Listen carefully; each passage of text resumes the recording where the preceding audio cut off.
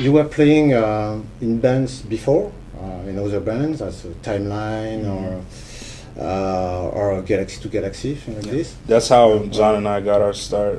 This is where we met Flash, and it's out of those groups that this group was formed. Yeah. But in Detroit, there is people likes to play in a group like this. It's not so often in France or in Europe. Is there something specific in Detroit to play in bands? An idea specific for that? There's a lot of bands in Detroit. There's a lot of musicians in Detroit. Yeah.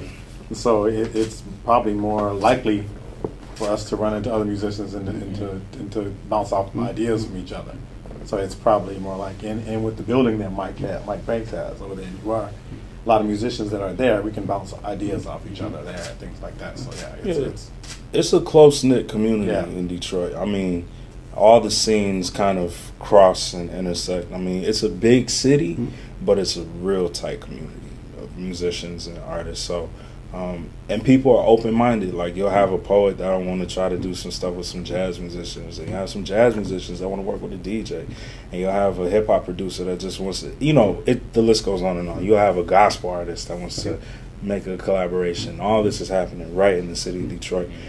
So it is very special in that way, and it's common. It's very common. It's like you find kids from an early age making music and being serious about it. Like, like Modern Element, for example. A bunch of young guys. It's a young music collective. Trunino Lowe, he's a trumpet player and he's a leader for him. And as young as they are, they already have a vision for the type of music they want to make. So nobody taught them how to do it. But I'll say this, it's definitely out of the tradition of Marcus Belgrave, Lawrence Williams, Tribe, Wendell Harrison.